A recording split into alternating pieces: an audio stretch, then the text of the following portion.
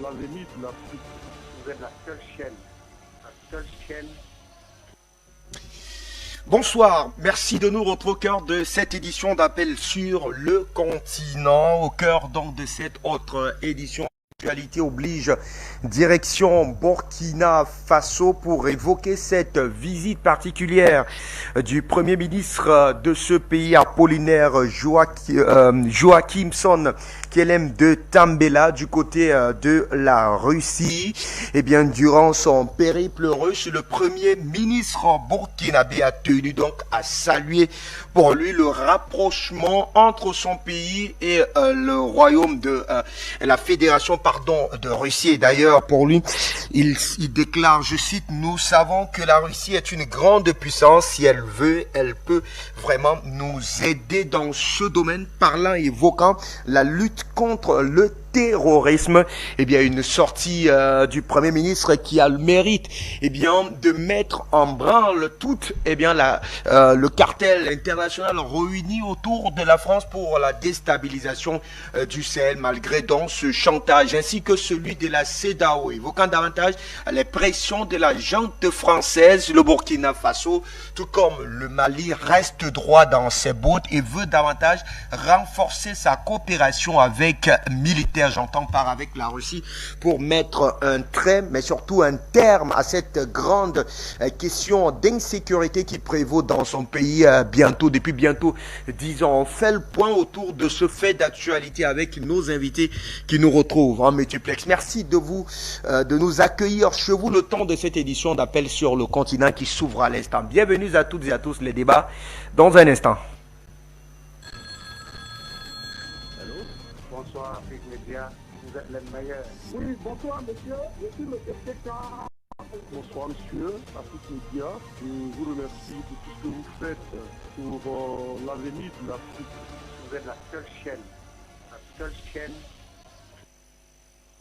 Que d'être là et de suivre avec beaucoup d'intérêt cette autre livraison d'appel sur le continent, édition de ce 22 décembre de l'an de grâce 2022. Au sommaire, on l'a dit, de cette autre édition, nous revenons donc pour analyser de fond en comble cette sortie accordée par le Premier ministre burkinabé à la RT France Radio, la Russian Today, du côté donc de la Russie. Il a tenu d'ailleurs à revenir autour de ce rapprochement entre son pays et le gouvernement de Russie dans la coopération militaire avec notamment ce pays qui est visiblement le partenaire stratégique privilégié en termes de sécurité pour les gouvernements africains qui sont en proie à des véritables mouvements terroristes et autres djihadistes qui sèment désolation, mort et autres faits en tout cas du genre au quotidien. Nous faisons le point autour de cette information avec notamment nos invités qui nous ont rejoint. Gamal Abina, vous êtes internationaliste. Merci d'être là, Gamal. Bonsoir. Bonsoir et merci encore pour l'invitation. Juste à votre droite, le général Issa Diarra, très cher ami, bonsoir, bienvenue. Oui, bonsoir à vous, mon cher Fabrice Ndoum, bonsoir à Gamal Abina, bonsoir à toute l'Afrique qui est en train de se libérer. Nous saluons le Cameroun évidemment pour cette chaîne de télévision. Nous saluons tous ceux qui sont en train de nous suivre en ce mois précis et je vous dis merci pour cette invitation. Nestor nous retrouvera dans un court moment. Très cher monsieur, écoutons avec beaucoup d'intérêt cette sortie du Premier ministre Apollinaire qui revenait sur ce rapprochement entre son pays et la Fédération de Russie. C'était avec le concours de nos amis de RT France. Nous l'écoutons. Bonjour Monsieur le Premier ministre, bienvenue en Russie. Ma première question que je voudrais vous poser, c'est quel est l'état des relations bilatérales entre Moscou et Ouagadougou? Bon, à l'heure actuelle, les relations ne sont pas très poussées. Voilà. Dans le passé, nous avions des relations un peu plus suivies, mais par la suite, ces relations se sont détériorées. Bon, nous aimerions que ces relations se renforcent davantage. C'est la raison de ma présence ici, à Moscou.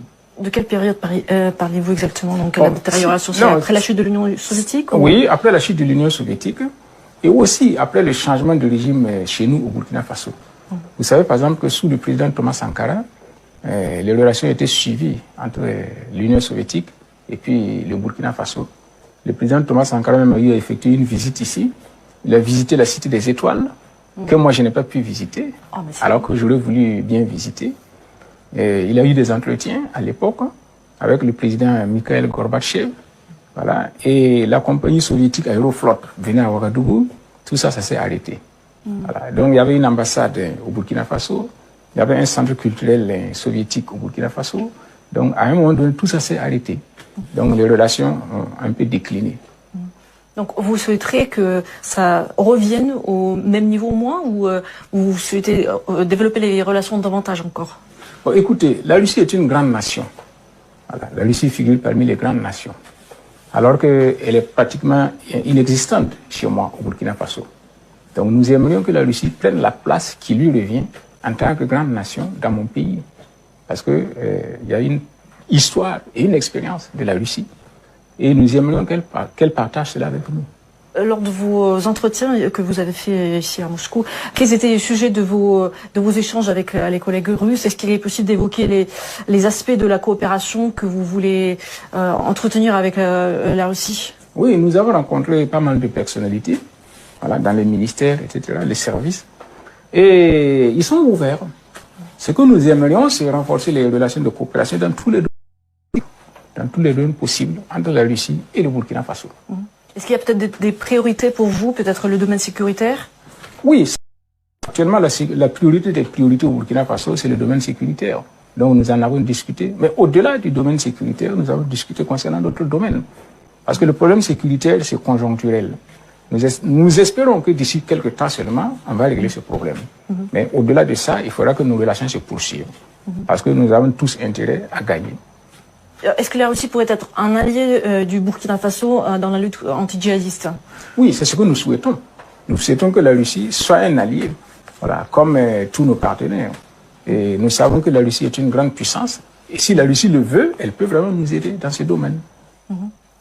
La Russie prévoit d'organiser un sommet Russie-Afrique en 2023. Est-ce que le Burkina Faso prévoit de participer à ce forum? Bon, écoutez, on m'a remis une lettre d'invitation du président Poutine à mon président, le capitaine Ibrahim Traoré. Donc je vais lui remettre cette lettre. A priori, si je suis là, c'est pour que les relations entre la Russie et le Burkina Faso se renforcent. Donc a priori, il n'y a pas de raison que nous ne venions pas. D'accord. Justement, au niveau des visites d'État, peut-être justement ça va être l'occasion pour organiser une visite d'État? Oui, bon, moi je suis là en précurseur. C'est pour voir si vous, les Russes, vous êtes disposés à coopérer avec nous. Donc, si vos intentions sont bonnes et que les choses se précisent, alors notre coopération va se renforcer et il y aura des visites d'État. Peut-être que même mon chef d'État viendrait ici. Ou peut-être même que moi-même je reviendrai ici.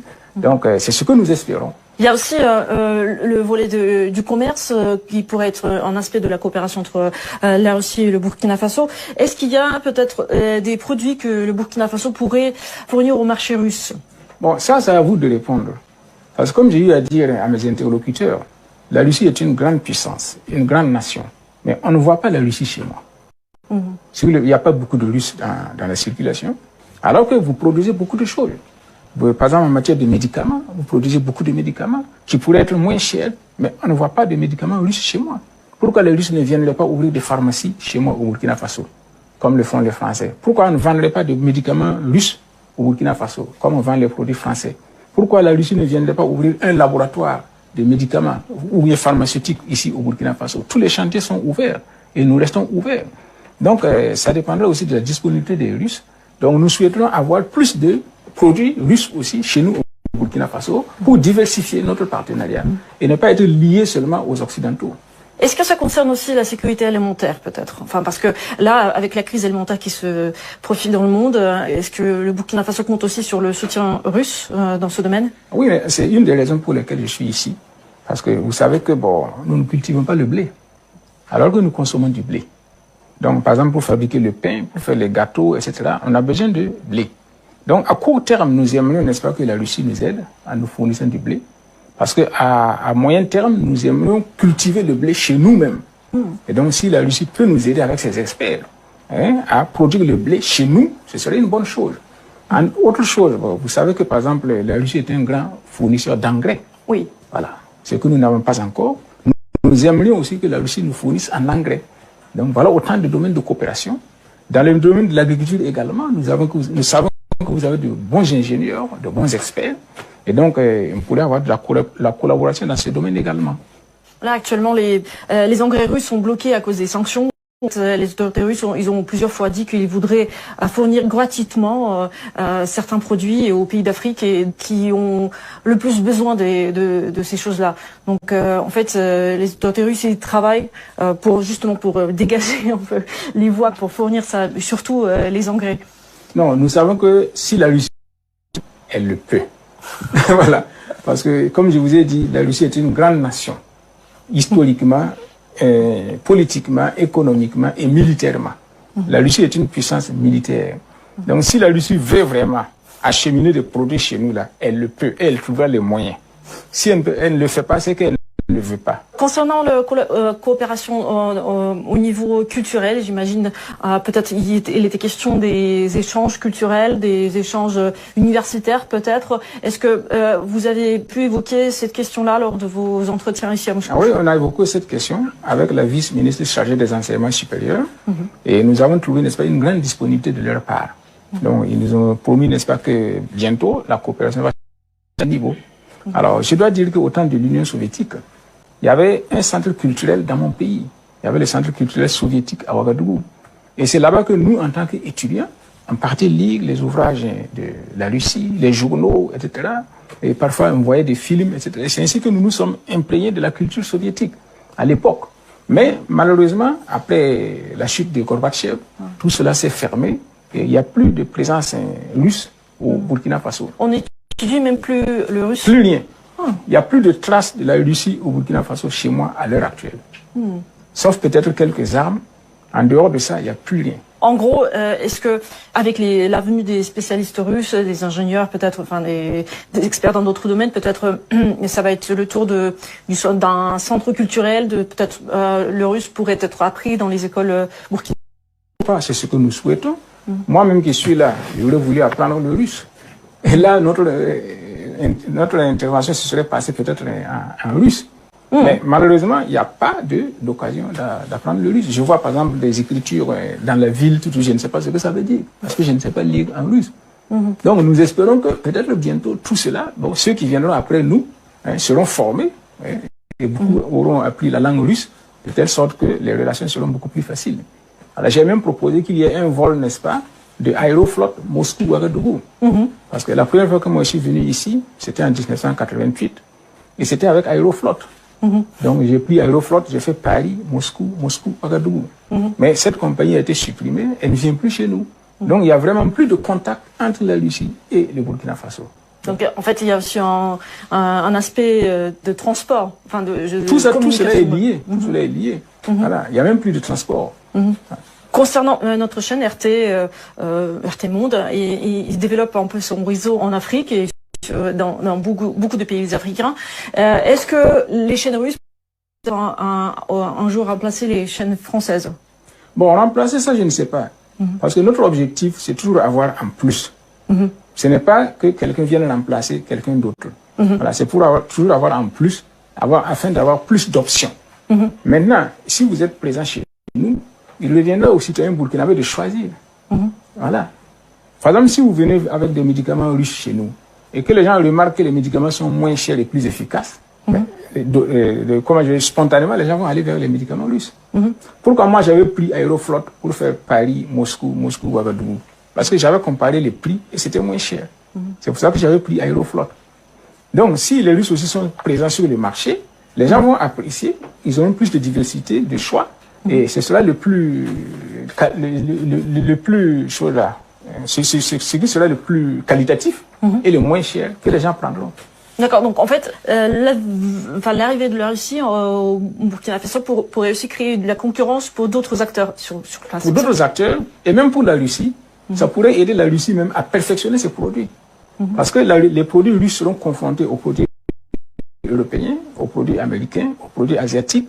Et donc, les Russes vont se réadapter et puis faire face à la concurrence. Par exemple, quand vous venez chez moi, il y a plein de voitures asiatiques qui viennent de Corée, qui viennent du Japon, Il y a plein de les engins à 2 roues qui viennent de Chine, qui viennent du Vietnam, etc. Mais il n'y a rien de la Russie. Voilà. Donc, ça pourrait aider la Russie aussi à s'adapter à la concurrence. C'est ce que nous souhaitons. Donc, nous souhaitons avoir plus de produits russes aussi chez nous, au Burkina Faso. Même des vêtements, des costumes russes, etc. Voilà, ça pourrait diversifier et ça sera un moyen de compétition pour tout le monde et d'amélioration au profit de la consommation. Est-ce que vous pensez qu'il y a un public qui pourrait être réceptif aux chaînes russes, francophones ou russophones? Tout dépend du produit qui est proposé. Ça dépend du produit. Tout dépend de la disponibilité et de la qualité du produit. Si ce que les chaînes russes proposent est compétitif, il n'y a pas de raison que les gens ne choisissent pas de suivre cette chaîne. Voilà. D'autant plus qu'actuellement, ils sont saturés par les chaînes traditionnelles. Tout le monde connaît par exemple France 24, tout le monde connaît CNN qui est américain, voilà, tout le monde connaît BBC World News, etc. Mais on ne connaît pas de chaînes russes. Donc vous avez l'avantage de la nouveauté. Voilà. Par exemple, les Chinois ont une chaîne qui émet chez moi et les gens suivent. Donc les chaînes russes, si elles sont compétitives, il n'y a pas de raison qu'elles ne ravissent pas le marché aux autres. Merci beaucoup pour votre interview. Merci. Merci donc à Joël Tientu qui nous permet d'avoir cet extrait non moins important du Premier ministre burkinabé Apollinaire Kilem de Tembela qui est revenu sur un certain nombre de faits. Et nous on va, avec le concours de nos invités, y revenir de fond en comble. D'abord, Gamal, je vous donne la première prise de parole pour apprécier à sa juste valeur cette sortie du Premier ministre. Qu'est-ce qu'elle vous inspire, vous, à votre niveau? Je vois qu'on a déjà Nestor Podassi en repérage. La parole est à vous, Gamal Abina. Oui, merci pour la prise de parole. Donc, déjà, je salue le général Diawara parce que bon, ça fait longtemps qu'on ne s'est pas vu. Qu'est-ce que je voulais dire? Donc, simplement pour dire que ce qu'on avait présagé, ce que j'avais expliqué il y a quelques mois sur votre chaîne, à savoir que le basculement du monde à l'Est commence à s'opérer et qu'effectivement, ce symbole très fort d'un rappel du passé, quand même. Il a mobilisé dans sa mémoire, évidemment, le grand Thomas Sankara qui était proche des Russes, c'est vrai. Et il a expliqué, et je remercie d'ailleurs la chaîne Arte avec laquelle j'ai travaillé aussi, que des partenariats diversifiés et le choix de ses partenaires. Jusqu'à présent, le choix ne s'était plus imposé puisque l'Union soviétique tombe en 91-92 et il y a une désertion totale au profit des États-Unis, de la France, de l'Angleterre. Aujourd'hui, ça change et ce qui est intéressant, c'est ce que j'ai expliqué il y a quelques mois, c'est qu'avec la révolution malienne, parce que c'est une révolution, hein, il faut vraiment pas perdre de vue, ça n'est pas un coup d'État contrairement à ce que la France veut vendre, c'est une révolution. Une reprise du pouvoir par le peuple malien de sa propre élite militaire pour pouvoir garantir la sécurité de sa population. Sans sécurité, pas de développement. Eh bien, le fait de contagion que j'avais annoncé se produire. République Centrafrique, Mali et tout un tas de pays de la région commencent à se poser la question de savoir si c'est pas plus intéressant de travailler des Russes, dont les résultats en termes de sécurité sont même plus à démontrer. Le Mali est beaucoup plus sécurisé aujourd'hui qu'il n'a jamais été pendant 10 ans. Et ce qui se passe, c'est que cet effet de contamination est un effet salvateur dans la mesure où d'abord, il choisit sa partenaire un peu plus crédible, ensuite, il s'écarte de l'ancienne puissance coloniale, et surtout, c'est le plus important, les résultats sont avec de la violence, forcément, on parle d'opérations militaires, mais le résultat, c'est qu'il protège la population et que ça fonctionne. Donc là, on sent bien qu'il y a une sorte de migration du côté du Burkina, qui est tout de même frontalier, et qui se dit, ah, finalement, ça a fonctionné. Pour le Mali, qui n'est pas forcément un pays bien loti au départ, enclavé, pas très riche, peu développé, dont les ressources minières ne sont pas non plus exploitées, puisque c'est une volonté de la part de l'ancienne puissance coloniale de le garder sous tutelle, eh bien le Mali commence à se renforcer, se sécuriser, est équipé du matériel russe de qualité, pour le coup, et formé.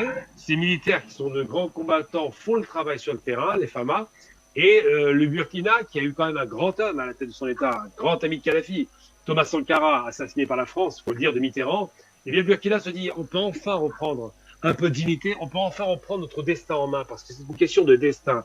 Est-ce qu'on va continuer à voir si notre puissance coloniale ou néocoloniale nous tenir en laisse comme si on était des enfants, parce que c'est souvent les termes utilisés par ces racistes, ou est-ce qu'on va simplement s'émanciper en ayant le choix de nos partenaires? Et j'ai beaucoup aimé d'ailleurs l'intervention de ce représentant du Burkina, qui a rappelé que vous avez le choix, devant nous, ouvrez le centre culturel, pas seulement du militaire, faites des partenariats sur la question industrielle, des transferts, il en a parlé, vendez des produits russes, il n'y a pas de problème, ils seront accueillis en tant que concurrents et peut-être meilleurs concurrents.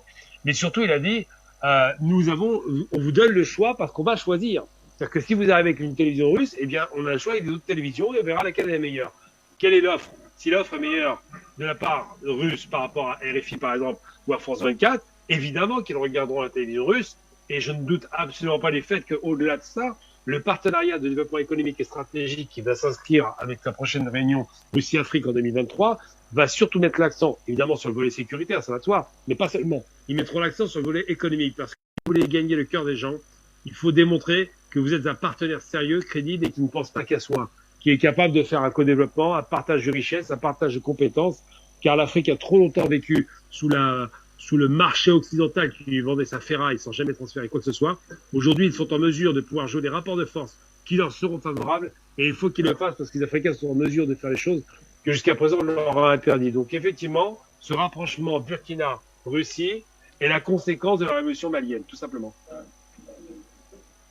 Nous retrouvons rapidement. Est-ce que l'on peut dire, quand on a suivi Gamal et on a suivi avec beaucoup d'intérêt votre Premier ministre, que là, il appelle, c'est une forme d'invite à plus de responsabilité, à des prises de risques de la part de la Fédération de Russie sur le continent africain. La parole est à vous, Nestor. La question est à vous, pardon, Nestor Podacé.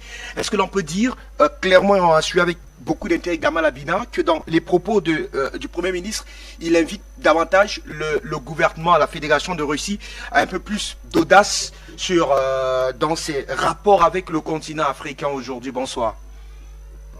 Bonsoir à vous, bonsoir à mes co-panélistes, bonsoir à tous les camarades, bonsoir à tous ceux qui sont sur la page Facebook, sur YouTube, ceux qui sont à la télé aussi. Je salue les PDG et tous les techniciens et tous les journalistes d'Afrique Média. Mais avant de répondre à votre question, je tenais d'abord à dénoncer l'impérialisme occidental et le bloc occidental avec l'OTAN et l'Amérique en sa tête. Et aussi plus précisément, dénoncer l'Arabie Saoudite et le Qatar qui sont les parrains des terroristes. Parce qu'on a un de nos camarades activistes, Cheikh Mohamed Barayant, qui est en Arabie Saoudite là-bas. Donc ça fait 72 ans, nous n'avons pas de ces traces, de ces nouvelles, parce qu'il a été tout simplement enlevé. Parce que le même réseau France-Afrique au Burkina ici qui nous attaque et qui dépose des plaintes contre nous, le même réseau est à sa trousse en Arabie Saoudite là-bas.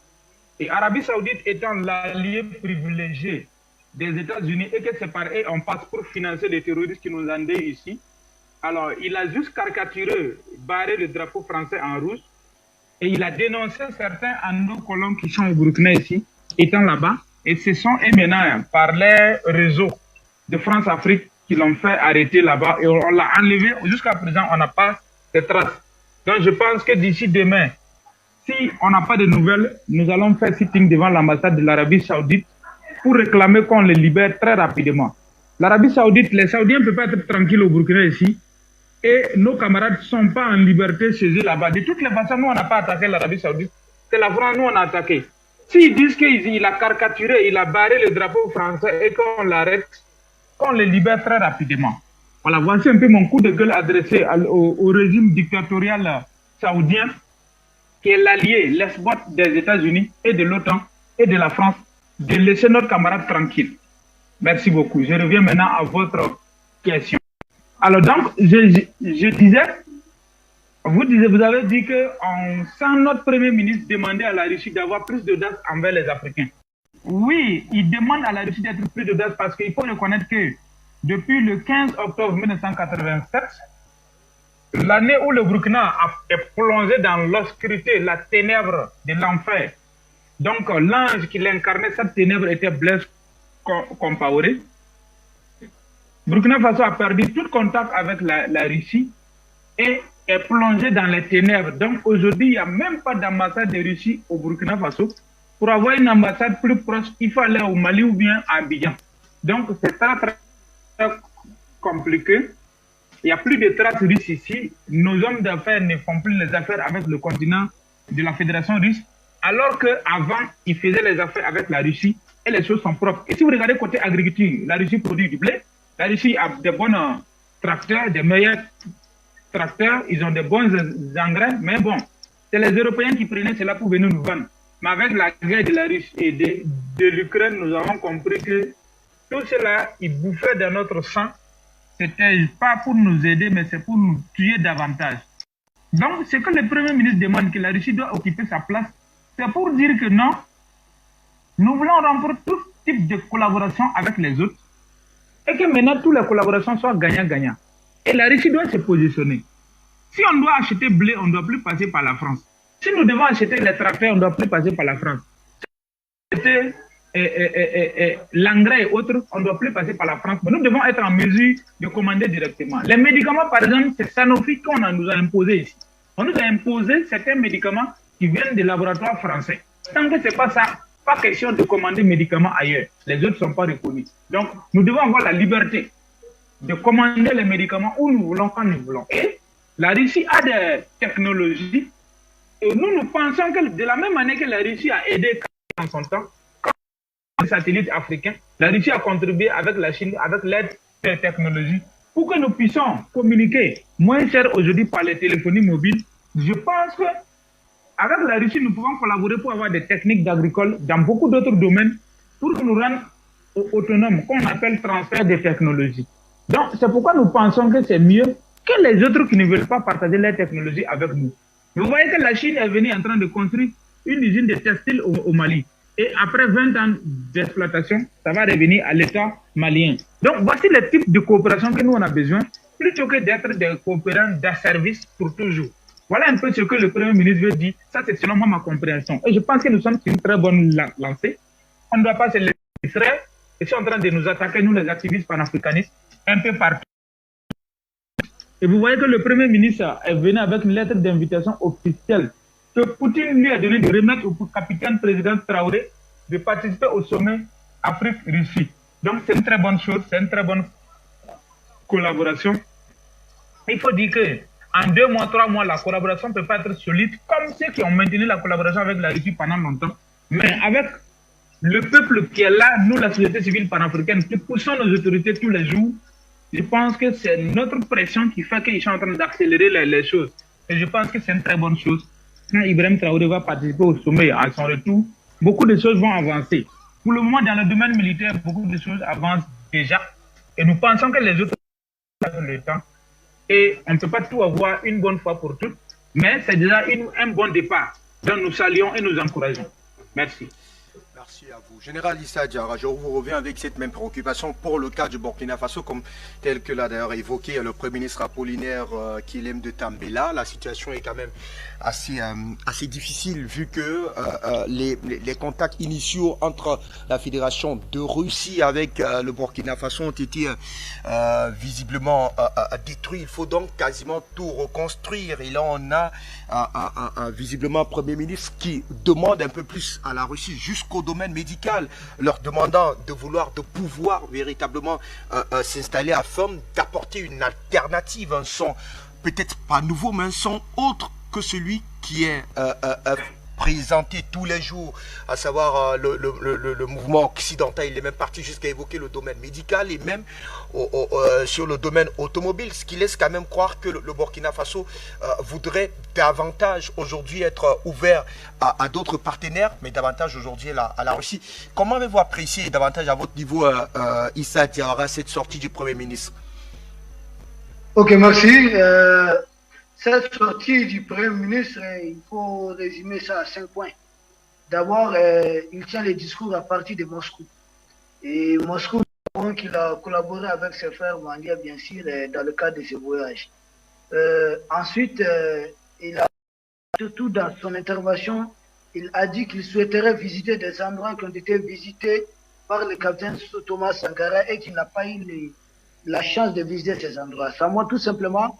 Ça veut dire tout simplement que la coopération aujourd'hui par son gouvernement n'a pas atteint le niveau de coopération qu'avait atteint en tout cas le régime du capitaine Thomas Sankara. Et que bien sûr, ils sont sur la trace de Thomas Sankara et qu'il sera aussi heureux un jour de pouvoir visiter les en tout cas sillonnés par le capitaine Thomas Sankara. Donc ça montre tout simplement que c'est une coopération à devenir, une coopération qui est en train d'être construite. Ça, c'est ce que j'ai compris à l'attente de son intervention. Il est revenu beaucoup sur les relations avec l'URSS. Ça remonte bien sûr au temps du capitaine Thomas Sankara. Visiblement, on le voit nostalgique de cette coopération. La deuxième chose qu'il faudrait noter de cette intervention, c'est-à-dire il a bien sûr d'une coopération au-delà du sécuritaire. Comme vous venez de résumer tout même je crois, votre question. C'est-à-dire, il a parlé bien sûr du commerce, il a parlé du sanitaire, de la santé, il a parlé de l'agriculture, de l'éducation, avec les programmes de formation. Il a parlé même du transport, quand il a parlé d'un avion. Et ensuite, il a même parlé des médias. Il a appelé les médias russes à venir aussi s'implanter au niveau de l'Afrique pour aider aussi, c'est que moi je comprends, non simplement la Russie, mais contribuer aussi à aider les Africains dans cette guerre de communication que le monde occidental est en train de nous imposer aujourd'hui. D'ailleurs, il a parlé de CNN et d'autres médias. Et ensuite, le troisième point, bien sûr, c'est cette invitation au sommet. Et quand il dit lui-même qu'il est un éclaireur, il est un éclaireur tout simplement, lui, il est un éclaireur, bien sûr. Et moi, maintenant, ce qu'il faudrait voir dans ça, c'est cette invitation au sommet. C'est déjà une marque de confiance de la part du président russe. Surtout que c'est des mains du Premier ministre que le président capitaine Ibrahim Traoré va recevoir cette invitation. Et ensuite, quatrième chose qu'il faudrait comprendre de son intervention, il a invité la Russie à doubler les Occidentaux au Burkina. Et bien sûr, il trouve que la Russie dise peut-être que les sanctions sont peut-être un frein à certaines choses que la Russie veut faire. C'est une mauvaise excuse. Ça, c'est très courageux de sa part. Parce qu'il dit, il réaffirme, la Russie est une grande puissance. Si la Russie veut, ce n'est pas la France ou je ne sais pas quoi, l'Espagne, qui va s'hasarder à arrêter des navires russes, en tout cas en destination de l'Afrique. Donc, je pense qu'il a été assez courageux. Et le cinquième point, le dernier point qu'il faut retenir de son intervention, c'est-à-dire il se plaint beaucoup du fait qu'il n'y a plus de traces de la Russie. C'est-à-dire c'est une façon pour lui, si je comprends bien, une façon pour lui de décrier la France-Afrique portée par Blaise Compaoré et d'ailleurs, c'est les successeurs de Blaise Compaoré qui jusque-là n'ont pas réussi à se démarquer de cela. Donc c'est une première fois, c'est son gouvernement, depuis la chute de Thomas Sankara, qui visiblement est en train de rompre totalement au niveau des presses de tous les domaines avec le bloc France-Afrique. Autre analyse maintenant qu'il faudrait faire de ce résumé, moi je pense qu'on est au début d'un contact et que le Premier ministre du Burkina Faso montre carrément qu'il veut aller loin. Il tient un discours qui ne va visiblement qui ne va pas dans le sens de la France. Et dans ces cas, c'est directement un défi, bien sûr. Et la France peut voir ça comme un défi. Et même si nous sentons, bien sûr, à travers la voix du Premier ministre, peut-être il a ses débits, il n'est pas totalement en confiance aussi. Donc, mais je pense que c'est petit à petit, il est peut-être à ses débits en tant que chef du gouvernement et surtout un gouvernement de rupture. Il faut lui accorder cela, il faut être là. J'avais dit qu'il va... Et ça ne serait pas surpris de voir qu'il multiplie peut-être quelques erreurs de communication, mais il faut être là pour l'accompagner. Ce qui compte, c'est la volonté. Ce qui compte, c'est le fait d'avoir des initiatives. Et moi, je trouve déjà qu'en réalité, le gouvernement du Burkinabé est décidé et que le Premier ministre est décidé à appliquer ici la feuille de route, en tout cas qui est dictée par le président de la transition, M. Ibrahim Traoré. Maintenant, il ne faut pas faire attention aux détracteurs qui disent que comment appeler peut-être à des programmes de formation du côté du Burkina un État souverain, mais cela n'a pas de sens. Tous ces gens-là, on étudie l'anglais et autres là, dans leur pays, c'est des trucs des Anglais et des Américains. Donc je ne connais pas un seul pays africain qui se soit pas totalement passé, en tout cas, de l'anglais ou en tout cas du français, non. Je pense qu'il faut peut-être savoir utiliser ces langues à des fins de développement, en tout cas à des fins de développement, en tout cas, des pays africains. Et de toutes les façons, il ne faut pas faire attention à ces gens, ce sont des laquins de la France. Ils n'ont jamais dénoncé la présence du centre culturel français au niveau du Burkina Faso. Donc je ne vois pas pourquoi se plaindre. Ensuite, moi je pense, ce que je retiens de tout cela pour terminer, l'acceptation de la participation à ce sommet, les seuls faits acceptés, si le président du Faso accepte, cela c'est un signal fort. Ça va aider la Russie à dégeler beaucoup de choses. Peut-être même à rétablir rapidement, en tout cas une coopération, à établir une coopération diplomatique. Donc il faut d'abord accepter une invitation de la part, bien sûr, du président Poutine. Pour moi, déjà dans les coulisses, et même peut-être de façon officieuse, la diplomatie russe est très active. Donc l'acceptation officielle de cette invitation, bien sûr, doit faire rétablir rapidement la diplomatie de la Russie du côté du Burkina. Et bien sûr, les deux pays vont accélérer leur coopération et participer aussi à ce sommet. Et si le Burkina sera dorénavant, en tout cas, va dorénavant contribuer, discuter directement avec les risques et jusqu'au sommet de l'État. Ce qui est à faire, c'est l'Afrique qui a se retrouver. N'oubliez pas que l'Algérie a beaucoup joué dans la facilitation entre le Mali et la Russie. Et si le Mali aujourd'hui collabore dans cette facilitation entre la Russie et le Burkina, je suis convaincu dans les mois à venir, le Burkina lui-même va jouer un rôle de facilitateur entre la Russie et d'autres pays africains. Je pense que le train de libération de l'Afrique est en marche et nous voulons diversifier les partenaires et tous les partenaires seront les bienvenus à condition de respecter la dignité de l'homme noir et bien sûr la souveraineté des États africains. Merci à vous. Pardon, Gamal Abina, je reviens rapidement à vous. Vu le ministre qui a fait tout d'abord, et comme l'a rappelé Issa Diawara tout à l'heure, qui a tenu à faire le point autour des relations diplomatiques entre son pays et la Fédération de Russie. Il a même évoqué l'historicité de ces rapports entre les deux pays. À l'heure actuelle, les relations ne sont pas très poussées, elles se sont détériorées. Nous sommes là pour les restaurer. Voilà, entre lignes, ce que l'on a pu déceler. Eh bien, pour lui, nous voulons renforcer les coopérations à tous les niveaux. Les niveaux, j'arrive. Nous souhaitons que la Russie soit un allié comme tous nos partenaires. Si la Russie le veut, elle le sera. Un partenaire privilégié du côté du Burkina Faso. Là, ce sont les déclarations quand même du Premier ministre burkinabé, comme l'a relevé tout à l'heure Issa Diawara, les déclarations qui sont faites quand même sur le sol russe. Est-ce une façon davantage d'interpeller? Je vous retrouve avec cette même question. Vous êtes internationaliste. Pour interpeller davantage la Fédération de Russie, non seulement être présente, pas seulement il a quasiment balayé plusieurs secteurs d'activité, l'agriculture, la communication, tiens, on est sur un média, l'automobile, mais également le domaine médical. Et donc pour lui, aujourd'hui, l'enjeu, ou alors le grand enjeu finalement de la présence de la Fédération de Russie sur le continent africain ne serait pas seulement sur le simple accompagnement militaire, même si l'urgence, la priorité des priorités semble être la question sécuritaire. Alors oui, c'est bien. D'ailleurs, il aurait pu être journaliste, notre ami général Issa Diawara. Il a dressé un portrait global de ce qui a été dit et il a souligné une chose assez importante. En vérité, c'est vrai que j'ai pas pris le rappeler, c'est que ce discours est très courageux en vérité parce qu'il parle à la chaîne nationale russe, RT France en l'occurrence, mais enfin c'est traduit en russe, hein, et il explique dans une injonction assez extraordinaire en demeurant. Je tiens à le préciser. Il est en Russie, il est reçu par ses hôtes et pour autant il leur dit ne trouvez pas d'excuses au fait que vous ne pouviez pas exporter, par exemple, les denrées de première nécessité, particulièrement les engrais. Donc là-dessus, effectivement, je félicite Général Diawara pour ça, d'avoir rappelé cela. C'est très courageux parce que ça montre une sorte de volonté de remonter un petit peu la tête, la fierté est revenue, et de dire nous sommes des partenaires à part entière et nous n'allons pas le borner à avoir du matériel militaire, ça ne suffit pas. La sécurité est une nécessité évidemment, mais c'est pas une fin en soi, c'est un moyen pour arriver au mieux. Et en substance, c'est quoi le mieux? C'est ce que vous venez de souligner, une volonté de demander une coopération tous azimuts. Alors tous azimuts, c'est quoi?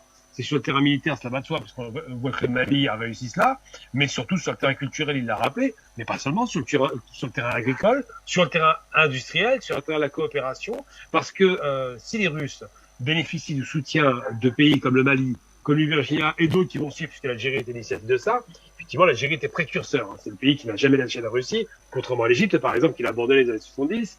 Eh bien, s'ils sont en mesure de faire cela, les Russes sont bénéficiaires. Parce qu'ils ont aussi des besoins, il ne faut pas l'oublier, en termes de marché. Les Russes produisent beaucoup de choses, mais ils ne peuvent pas tout vendre. Or, le marché africain est un marché qui est vierge dans la mesure où, à part la domination française ou occidentale, en règle générale un peu chinoise, c'est surtout les précarés soutenus par les anciennes puissances coloniales. Et là, il propose à la fois, évidemment, l'achat de produits russes, mais pas seulement, un partenariat, un développement. Il a rappelé, ça a été rappelé l'usine textile qui a été faite par les Chinois et qui est maintenant en possession de l'État. Il faut absolument en arriver là, à savoir que la volonté, moi je me souviens de Thomas Sankara, alors c'est un personnage que je connais beaucoup, parce qu'il a fait une chose que je trouvais extraordinaire, c'est vraiment la fierté africaine pour le coup, qu'on nous avait retirée. Il avait dit à sa population, vous devez consommer burkinabé, vous devez fabriquer burkinabé, vous devez porter les vêtements comme je les porte burkinabé, vous devez faire en sorte que c'était une révolution culturelle. Pourquoi? Parce que quand on dit consommer burkinabé, fabriquer votre culture, vendez-la parce qu'elle est extraordinaire, et elle est extraordinaire, parce que les produits sont là. Là, je vois la façon de les habiller, par exemple, c'est formidable. Et bien ça dit quoi? Ça signifie que si on est capable de produire local, l'Occident ne peut pas vendre des produits qu'on fait nous-mêmes, Et surtout, ça crée de la richesse, ça crée de l'emploi, ça crée une dynamique salvatrice et ça crée un retour à la fierté. Parce que ces femmes africaines qui les cheveux pour ressembler aux occidentales, c'est problématique, alors qu'elles sont belles dans leur nature, parce que cette culture est belle et qu'on l'a souvent parce que la langue du colon est restée en Afrique trop longtemps, alors qu'il faut récupérer des langues locales, parce que tout un tas d'aspects culturels doivent être mis en avant, et on ne doit pas tomber dans le piège néocolonialiste, évidemment, mais ce n'est pas le cas des Russes. Les Russes ont subi aussi la colonisation, ça a duré 4 ans avec les nazis, donc ils sont au courant. Alors, pour tout dire, ça leur a coûté 26 millions de personnes, quand même, cette colonisation. Hein. Donc, pour tout dire, aujourd'hui, le rapport de force a changé, on voit bien que ça s'accélère, ça va de plus en plus vite, et que les chefs d'État vendus, parce qu'il y en a beaucoup de vendus ou lâches, commencent à regarder du côté de cette révolution qui est en train de s'opérer dans le Sahel, et commencent à se dire, mon peuple, je suis lâche, je suis toujours bas devant le colon, j'ai toujours la tête basse, il y a peut-être un intérêt peut-être à remonter un peu sa dignité et aller voir du côté de l'Est, chinois, russes, tous les pays qui sont en rupture avec les États-Unis, en l'occurrence. Et ce qui se passe, c'est que cette volonté de ce Premier ministre, c'est de dire, nous sommes prêts à travailler avec vous, mais soyez un peu courageux, ne trouvez pas d'excuses pour ne pas exporter, c'est bien de le rappeler. Il a dit en Russie, c'est énorme. Hein. Franchement, là, je tire mon chapeau. Et surtout, il est en train de dire, notre gouvernement va changer de position. Elle va se rapprocher de vous, faites un pas vers nous. Et ce pas, et je le répéterai tout le temps, ça commence d'abord par une coopération industrielle. Être capable de produire localement les armes pour se défendre. On commence par le début. Ensuite, localement, être capable de produire des tracteurs. On n'a pas acheté de tracteurs, il faut les produire sur place. Faire du transfert de compétences, de technologies, de partenariats, quitte à faire une joint venture, des sociétés mixtes d'État à État, faire en sorte qu'on soit capable de garantir une richesse. Ce qui était refusé par l'Occident peut être négocié avec les Chinois et les Russes, mais ce rapport de force doit être sain. Il ne faut pas se dire qu'on dépend d'eux, il faut se dire qu'il y a une dépendance mutuelle et qu'il faut créer des liens sains par rapport à cela. Donc oui, effectivement, il a parlé de coopération tous azimuts, il a parlé de nécessité seulement de travail, puisque les gens formés existent en Afrique, il n'y a pas de problème, et la possibilité d'avoir des technologies qu'on nous interdisait parce que pendant des décennies, pendant 60 ans pour être très précis, ils ont tout fait pour empêcher que l'Afrique s'émancipe. C'est une volonté calculée, l'objectif c'est de faire de l'Afrique un marché qui achète mais qui ne produit pas. Aujourd'hui, eh bien, je pense que le Burkina, le Mali, la Centrafrique et d'autres pays qui vont suivre le pas comme l'Algérie en demeurant vont imposer ces règles-là pour devenir des pays autonomes. L'autonomie est nécessaire. Et je pense que c'est ce qui a été relevé par cet homme et j'apprécie effectivement sa prise de parole. Alors, je me retourne vers vous, Nestor. Finalement, pour le gouvernement du Burkina Faso, qui souhaite apporter des précisions précises sur la coopération qu'elle souhaite engager avec la Fédération de Russie, comme cela que l'on doit voir et interpréter davantage cette sortie du Premier ministre burkinabé. Nestor? Allô, oui? Oui, allez-y, nous vous écoutons cette fois-là. Voilà, donc je disais que c'est ce que nous voyons, c'est ce que nous pensons. Nous pensons que le Premier ministre a voulu exprimer la volonté du peuple. Parce que depuis 2021, nous manifestons presque chaque mois, des fois une fois par mois minimum, sinon presque chaque semaine on est dans la rue. On dit qu'il faut coopérer avec la Russie, il faut rompre avec la France et ses alliés de l'OTAN impérialiste. On a souffert. Et cette volonté aujourd'hui, c'est la volonté du peuple que le gouvernement est en train de faire. Et donc, les choses sont en train d'aller vite et bien. Et nous pensons que d'abord, c'est le volet sécuritaire. Et j'ai rejoint un peu mon frère Gamal Abine qui disait qu'il faut que ce soit une coopération saine, gagnant-gagnant. Il ne faut pas que ce soit une coopération de domination. Là, en ce moment, c'est comme si vous avez changé un maître avec un autre maître colon. Voilà, chose qui ne sera pas bien pour nous. C'est pourquoi nous sommes regardants là-dessus. Et ça sera bon que le gouvernement, et quand les choses vont se décider, quand le président va du sommet, et si possible, pourquoi pas ne pas joindre à l'ordre des missions la société civile panafricaine que nous sommes, pour que nous aussi on puisse participer à ce sommet. Voilà. Je pense que ça sera une très bonne chose, pour que nous aussi on voit ce qui se passe. Et que quand le gouvernement, le président va revenir, qu'il publie les accords. Pour ne pas que ça soit caché comme pour la France et qu'on découvre plus tard, le même peuple qui est sorti dit on ne veut pas la France, le même peuple va sortir dit qu'on ne veut plus la Russie. Donc pour éviter les effets secondaires d'une coopération biaisée, ce sera bon qu'on étale ça sur la place publique. Voilà. Donc, mais quand tout sera bien ficelé, donc en faisant les accords dès à présent, d'ores et déjà, il doit tenir compte de ce côté, savoir que le peuple est très exigeant et que le peuple ne veut pas se laisser un autre colon pour aller se mettre dans le joug d'un autre colon. Mais le peuple veut son indépendance totale. Donc, quelqu'un qui peut nous aider à prendre l'indépendance, nous, on est prêts. Mais on n'est pas prêt à changer de maître colon. Il faut que ça soit clair. Et que les accords soient publiés. Voilà, les accords soient publiés. Pour le moment, accord de défense, on va en finir avec. Et puis, voilà, on veut voir tout. On veut que ça soit mis à la place publique pour que le peuple soit informé. Si c'est d'accord, ça passe à l'Assemblée pour que l'Assemblée valide. Il ne faut plus que Ibrahim va aller signer des accords qu'il arrange lui et son gouvernement uniquement. Et après, lui, son gouvernement, et ça sera un problème après pour le peuple. Nous, on ne veut pas ça. Comme tel que Zida et Blaise l'avaient fait, et puis Zida est venu en janvier 2015, il a renouvelé ça à notre insu. Aujourd'hui, on se retrouve dans les pétrins. On ne veut plus ce genre d'accords. Nous voulons des accords clairs. Voilà. Pour le moment, quand l'histoire de sécurité va se calmer là, le reste des coopérations économiques, commerciales et autres là, il faut mettre ça sur la place publique. On ne veut plus une coopération de domination. Donc, il faut que le gouvernement tienne compte de notre modèle maintenant pour ne pas vendre le pays. C'est-à-dire prendre dans la main d'un autre colon, aller donner à un autre colon. Nous n'accepterons pas cela. De la même manière que nous sommes en train de dire à la France et ses alliés, Union européenne et l'OTAN des partis, nous voulons que la Russie vienne, mais en tant que partenaire, est-ce que ça soit respectable? Gagnant-gagnant, égal. Mais une coopération de domination et d'asservissement, nous n'accepterons pas. Il faut que ça soit clair. Ça, c'est la position du peuple burkinabé. C'est pourquoi nous avons dit on ne veut pas les troupes russes au sol ici. Nous avons juste besoin de matériel. Si c'est les hommes, nous avons des hommes. Moi-même qui est là, je suis plus courageux qu'un soldat de Wagner. Le peuple burkinabé est très courageux. Donc nous avons juste besoin de matériel, avoir les vecteurs aériens, avoir des radars, avoir des drones pour maîtriser notre ciel et notre vecteur aérien. Ça suffit. Si c'est au sol là, on a des hommes. On a des hommes capables, plus que capables. L'année passée, on a vu le VDP, là, Yoro à l'échelle, ce qu'il faisait. Et il y a plein de Yoro au Burkina comme ça ici, parce qu'ils ne sont pas médiatisés et d'autres n'en veulent même pas qu'on les médiatise. En Bamana, on dit Kefari. On a plein de Kefari ici. Donc, une fois que les matériels sont là, aujourd'hui, en moins de 3 mois, l'armée monte en puissance. C'est parce que l'armée ne communique pas trop. Donc, ce genre de coopération, nous en voulons. Mais tous les autres pays qui vont aller vers la Russie, il faut que ça soit clair. Coopération gagnant-gagnant respectable. Ne partez pas signer des accords flou. Il faut mettre ça sur la place publique. Et voilà que le Premier ministre a bien communiqué ce qui se passe entre la Russie et le Burkina. Et déjà, c'est déjà bon. Voilà, donc nous pensons continuer comme ça. Mais quand la situation sécuritaire sera maîtrisée, ils n'ont qu'à mettre les coopérations là sur la place publique, on va voir.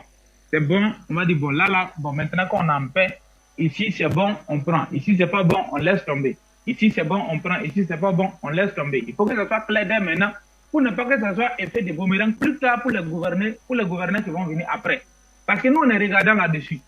Le peuple regarde sa chose et on va plus se laisser faire. C'est clair. Notre victoire. Les politiciens ont volé notre victoire en 2014, en 2015, en janvier 2022.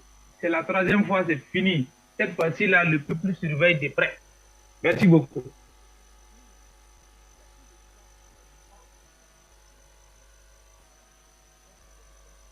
Donc, merci à vous, Nestor.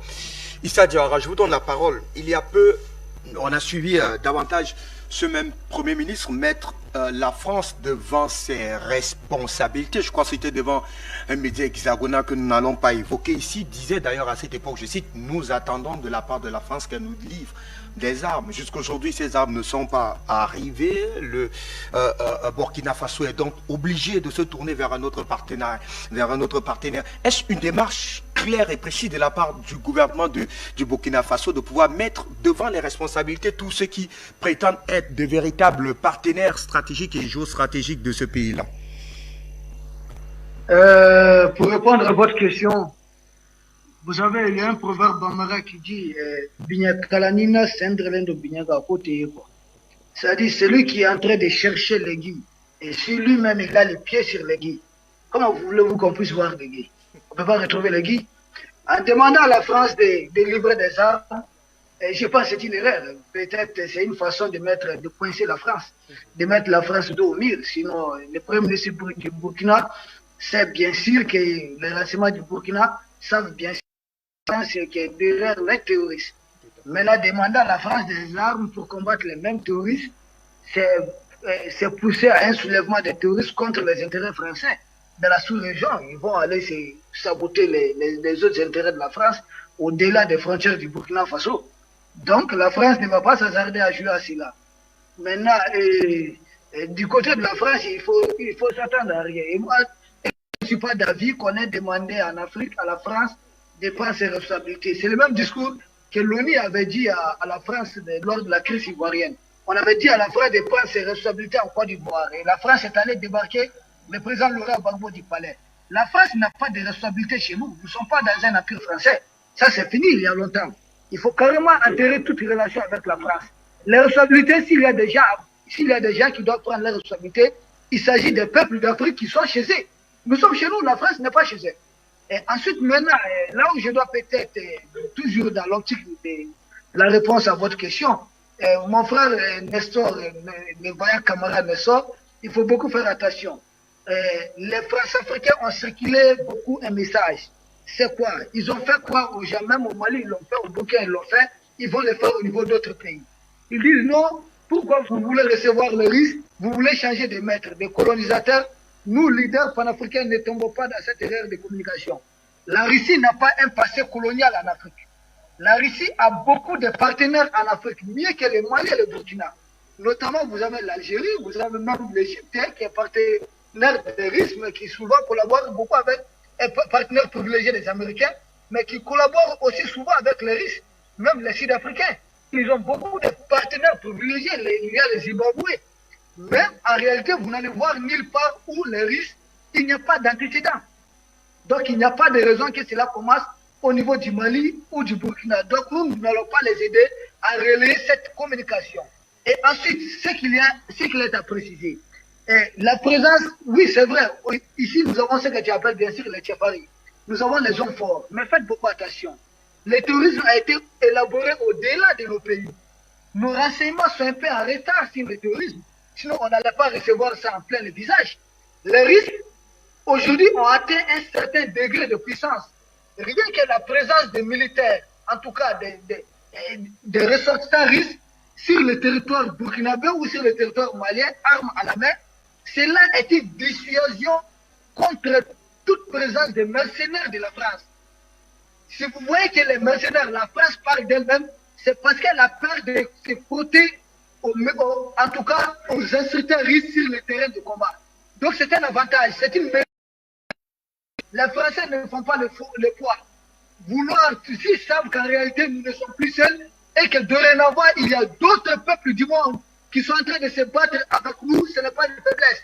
Nulle part au monde vous allez trouver un pays qui va se libérer seul avec ses propres ressortissants. Tous les pays ont besoin de se faire aider à un moment ou à un autre. Et l'Algérie, Gamal le sait, il y a beaucoup de pays qui ont participé à la libération de l'Algérie. Ils étaient en première ligne, mais bien sûr, il y a beaucoup qui ont participé. Et même la France, dont il est question aujourd'hui, pour que la France soit une puissance à nouveau. Mais ce sont des Noirs qui se sont battus. Il y avait des Burkinabés, il y avait des Camerounais, il y avait des Maliens, il y avait des Sénégalais, il y avait des Algériens, des Marocains. C'est tout le monde qui s'est battu pour dissuader les Allemands. Quand vous avez affaire à un ennemi qui apparaît, qui disparaît, il ne faut exclure la présence d'aucun autre militaire. Vouloir le faire, malheureusement, c'est tomber dans la communication de la France sans le savoir. Et autre chose, vous avez publié les accords, je suis d'accord avec toi, mais entre les États, tous les accords ne sont pas publiés. De toi à moi, on discute souvent, il y a des choses que nous n'allons jamais dire sur les médias. Donc on ne va jamais demander à un État de publier tous ces accords. C'est rendre service facilement au service secret français, au service des renseignements de la France. Donc ils ne vont pas jouer à cela. Je pense que les autorités du Burkina feront attention. Ils vont cacher tout ce qu'elles ont aujourd'hui dans les terrains de la nation. Ne rien faciliter comme tâche, bien sûr, aux services secrets français qui sont présents chez vous au Burkina. Qui fait l'opération Sabre encore au Burkina? Tant que vous avez des militaires français là-bas, il y a une façon de se comporter. Et même quand ils vont quitter le Burkina, ils sont au Niger, ils sont au Sénégal, ils sont en Côte d'Ivoire. Donc il y a une façon de se comporter.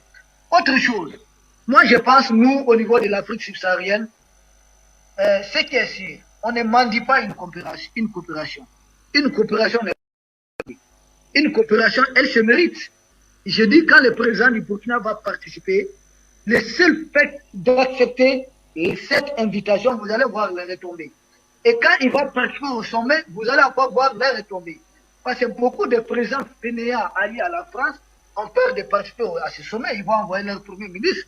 Vous voyez les chefs d'État qui seront encouragés à aller participer à ce sommet, parce que beaucoup aussi iront pour espionner les sommets. C'est-à-dire beaucoup de chefs d'État africains iront à ce sommet en tant que des relais des services secrets français pour aller essayer de voir qui était en train de s'entretenir avec le président Poutine, combien de temps a duré la conversation, qui était avec le ministre de la Défense et de la Russie.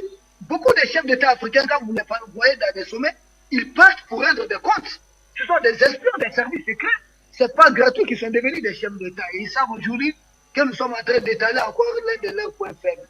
Donc aujourd'hui, moi, je pense au gouvernement du Burkina, honnêtement, si on évalue, c'est un gouvernement qui est sur de bons rails. Il faut vraiment accompagner ce gouvernement en matière de communication. Et je pense que dans une année, dans 2 ans ou dans 3 ans, nous aurons les retombées. Généralement, nous, en Afrique, nous sommes un peu pressés aussi. Et je m'inclus dans les lots. Nous sommes un peu pressés. Les choses, l'homme est pressé, le temps est long, mais chaque chose a son temps, comme l'a dit les griots de Mamadou Kouyaté dans Sundiata ou les Popé Mandeng, de Djibril Tamsir Niasse. Chaque chose a son temps. Et les Européens, pour détruire un pays, et les Occidentaux, ils peuvent planifier cela 20 ans en avance. Les plans peuvent se relayer, mais le plan va demeurer. Et il serait erré que nous, nos chefs d'État, élaborent des plans stratégiques pour nos pays, des plans de 50 ans, des visions. Qu'est-ce que nous voulons dans 10 ans, dans 20 ans, dans 30 ans, dans 40 ans, dans 50 ans? C'est comme ça qu'on construit une nation. Tant que moi, je vais tout obtenir, que cela soit avec moi, que cela soit réalisé avec moi, et après moi, que tous ceux qui viennent, qu'on puisse me regretter, qu'on dise que les autres sont des fainéants. Je pense qu'il faut sortir aussi dans cet ordre d'idée. Je pense que les choses vont bien, et je suis convaincu que dorénavant, les chefs d'État africains auront un plan stratégique pour des générations à venir, bien sûr pour libérer nos États. Je vous remercie. Je vous donne la parole sur cette démarche burkinabé. On a suivi avec beaucoup d'intérêt tout à l'heure Issa Diawara sur cette communication montée, menée il y a peu par le Premier ministre KLM de Tambela. Seulement, il y a donc, parlant de communication, un narratif qui est de plus en plus naissant, et même peut-être pas naissant, mais grandissant, et qui prend des proportions assez particulières aujourd'hui, qui veut faire croire à l'opinion africaine, eh bien que des instructeurs, du moins que la Fédération de Russie, viendraient finalement faire, passez-moi le mot, l'expression, son gagne-pain sur le continent africain dans ses relations avec le Burkina Faso. Un narratif connu plusieurs fois lorsqu'il s'agit de la République centrafricaine, lorsqu'il s'agit du Mali, lorsqu'il s'agit aujourd'hui du Burkina Faso. On a d'ailleurs suivi le président ghanéen qui est revenu là-dessus. Les Russes se servent des mines du Burkina Faso en échange de leur service de sécurité, une sortie malencontreuse, d'ailleurs pour laquelle tout le Parlement ghanéen lui demande, parlant du président Nana Akufo-Addo, de présenter des excuses au président de la transition du Burkina Faso aujourd'hui. Mais revenons sur ce narratif qui est quand même vu et perçu par les uns et les autres comme étant un véritable chantage de la part des officines impérialistes pour tenter un tant soit peu de tordre véritablement cette dynamique qui est mise en place du côté du Burkina Faso. Est-ce que cela prospérera à votre niveau, Gamala Bina? Oui, c'est des discours qui sont assez ridicules en vérité, parce qu'il faut être un peu sérieux. Quand les Français vont en Afrique intervenir, ils le font pour des questions économiques, financières, géopolitiques, mais ils le font en étant payés. Il n'y a pas de rien n'est gratuit. Vous imaginez bien qu'un État comme la France, qui est en plus surendetté, ne va pas tranquillement envoyer ses soldats et perdre des cartouches ou de l'essence ou des missiles à destination de ce qu'ils appellent les terroristes, en substance des groupes organisés, gratuitement, ça n'existe pas. Ils reprochent aux Russes ce que les Russes font bien, ce qu'ils ne se reprochent pas eux-mêmes qu'ils ont fait mal. Pendant 8 ans, ils ont été inutiles avec l'opération Berkane Bakuba et toute la collection là. L'opération Serval, lancée par la gauche, d'ailleurs, c'est souvent la gauche qui est à la manœuvre. Hein. C'était François Hollande, il faut se rappeler. Donc pendant 8 ans, ils ont été ridicules et maintenant ils reprochent aux Russes d'envoyer des coopérants militaires. Donc les coopérants, ce sont des gens qui sont là pour former des instructeurs, et non pas des groupes soi-disant comme Wagner qu'on a inventé toutes pièces, mais bien des coopérants militaires nationaux russes dirigés par l'État russe et qui donnent quelques éléments de formation pour que les militaires qui savent déjà se battre, c'est pas la question, soient en mesure d'utiliser des armes qu'ils ne connaissent pas forcément bien. Donc c'est les coopérants militaires qui leur donnent à la fois une instruction militaire des armements russes, ensuite qui leur donnent du renseignement, parce que le renseignement est primordial dans des opérations militaires. Donc, les renseignements, c'est quoi? C'est les satellites, c'est voir ce qui se passe du ciel pour savoir où sont les groupes organisés dans lesquels sur lesquels ils veulent intervenir. Et en même temps, on leur reproche quoi? On reproche que les Russes soient payés pour ces services. Ben, c'est normal, c'est une minimum syndical. Qu'on paye pour un service bien rendu et qu'à la fin, l'armée malienne ou l'armée burkinabé, si ça arrive, soit en mesure non seulement de garantir la sécurité de sa population, car c'est essentiel, mais surtout d'avoir des résultats probants, au nom de quoi on va critiquer les Russes. Les Américains avaient organisé, ils avaient fait une armée privée qui s'appelait Blackwater, qui a été faire la guerre en Irak, massacrer les Irakiens pour une guerre coloniale. Là, bizarrement, on critiquait pas. Pourtant, c'était payé, c'est un groupe privé, c'est l'État qui payait, ça posait pas de problème. Et là, on reproche aux Russes, l'État russe, d'intervenir sur la demande de chefs d'État africains pour en finir avec des groupes terroristes qui, de l'aveu de tous, soi-disant, seraient des groupes dangereux. Alors, il se trouve quand c'est les Russes qui font le nettoyage, ils sont moins dangereux, mais quand c'est les Français qui le font, ils sont plus dangereux. Bon, on a bien compris que c'est une communication, la communication est classique. Quand on perd un marché, eh bien, on critique l'adversaire. Ça rappelle un peu la défaite de la France, et je m'en réjouis, en Coupe du Monde. Lorsqu'ils perdent, ils parlent d'un arbitrage où ils ont triché. Par contre, quand l'arbitrage leur est favorable, bizarrement, là, ils en parlent pas. Ils parlent plus de triche. Ben là, c'est pareil par rapport à des marchés sur la Russie. La Russie fait son travail, le fait bien. C'était une demande de l'État. Ils sont pas venus envers le fait, contrairement à l'Irak et Blackwater. Et on leur reproche d'avoir des résultats. Eh bien, moi, je suis désolé, mais si les Russes se tiennent droit et obtiennent les résultats demandés par le chef d'État, ils ont absolument aucune raison d'être critiqués. Alors, est-ce que le coût de l'opération est plus cher? Même pas. Ils sont moins chers, les Russes. Est-ce que les armes sont meilleures? Oui, elles sont meilleures, les armes russes. Est-ce que la coopération militaire se fait de façon intelligente et non pas méprisante ou néocoloniale? Elle n'est pas néocoloniale. On a bien vu que les FAMA, pour prendre les forces armées maliennes, ont été formées rapidement. On a vu immédiatement le changement de stratégie, de tactique et la détermination des soldats qui savent enfin qu'on les prenne pas pour les imbéciles. Parce que la problématique des Français, c'est qu'ils sont entre eux, dans la petite caserne, ils ne forment personne, ils confisquent les meilleures armes et ils ne donnent pas de renseignements. Voilà les différences. Donc, non, ce discours-là est un discours de perdant qui a perdu un marché, et on parle bien d'un marché économique dont les Français bénéficiaient. Il est dévolu aux Russes et c'est normal, sauf que les Russes sont moins chers et ont des résultats meilleurs. Ensuite, concernant les armes produites par les Russes, ils proposent quand même, les forces armées africaines en général, au sens large, je mets le Nigeria de côté parce qu'ils sont très riches, elles sont marginales. On se souvient par exemple du bombardement de l'aviation ivoirienne par les forces armées françaises. Ils ont dit on a détruit l'aviation ivoirienne, il y avait 2 avions seuls. 2 avions pour un État moderne et un État qui avait de l'argent quand même. Donc ça en dit long sur la réalité. Il y a peu de formation, peu d'équipement, peu de renseignements. Tout cela, les Russes sont en train de le pallier. C'est très bien, hein, tant mieux. Les Chinois peut-être pourront le faire plus tard. Mais c'est une démarche d'émancipation. Mais surtout le plus important, c'est qu'il y a un proverbe chinois qui dit mieux vaut apprendre à un homme à pêcher plutôt que lui donner du poisson. Parce que lorsqu'il sait pêcher, il n'a plus besoin de vous. Ben, c'est pareil, les Russes font ce travail-là. Les Français n'en voulaient pas. Ils ne voulaient pas que les Africains pêchent. Ils ne voulaient pas qu'ils sachent se débrouiller parce que le métier, c'est de les garder sous tutelle. Ensuite, il y a toujours ce rapport néocolonial assez méprisant qui consiste à dire que ce sont de grands enfants. Je l'ai entendu. Hein. Je répète des propos détestables entendus. Eh bien, moi, je réponds simplement que ceux qui croient qu'on est de grands enfants ont tendance à oublier que ce sont des barbares et que le barbare n'a pas beaucoup de cervelle. Il n'est pas très intelligent, pas très malin, pas très stratège et sa culture est pas très ancienne. Donc, le côté grand enfant qui se les garde pour eux, ils ont été grands enfants. Ils se sont fait la guerre, 80 millions de morts en 20 ans de différence, 39, 45, 14, 18. Bon, je prends pas de leçon de ces gens-là. Mais il est certain qu'aujourd'hui, le reproche fait aux Russes est un reproche lié à l'argent. Donc en vérité, ce qu'il faut comprendre, c'est que ce qu'on reproche aux Russes, c'est de gagner de l'argent avec ce que faisaient les Français aussi en gagnant de l'argent. Conséquence de quoi? C'est pas la question financière qui pose problème, c'est le fait d'avoir perdu un marché au profit d'une autre puissance qui a des résultats et de loin meilleurs. Donc j'ai envie de dire simplement que, en conclusion de mon propos, que c'est les critiques de bonne loi, c'est de bonne guerre, c'est mignon de leur part de prétendre que les Russes seraient plus méchants parce qu'ils prennent de l'argent. Personne ne fait rien pour rien. Tout le monde est payé pour agir, certainement pas quand il y a en plus des morts sur le terrain, parce qu'il y a des soldats forcément qui meurent. On le fait pas pour la gloire, ça n'existe pas. Par contre, s'il y a des résultats et que les résultats garantissent la sécurité du peuple, de la population, à ce moment-là, on ne les critique plus. En substance, les Français ont laissé 30 000 morts sur le tapis au niveau des civils. Les Russes ont, en 6 mois, réglé le problème. Mais je comprends que le Burkina commence à réfléchir et que d'autres pays de la région vont commencer à réfléchir à une collaboration sécuritaire beaucoup plus sérieuse de la part des Russes et beaucoup moins néocolonialiste. Juste pour conclure mon propos, je vais devoir vous quitter malheureusement parce que j'ai des obligations familiales. Donc merci encore pour l'invitation. Bonsoir à Nestor, bonsoir à Issa Diawara. C'est un plaisir de partager l'émission avec vous et je vous dis à très bientôt, je l'espère. À vous, Kamal Abina. À très bientôt. Bien de choses à vous, très chers messieurs.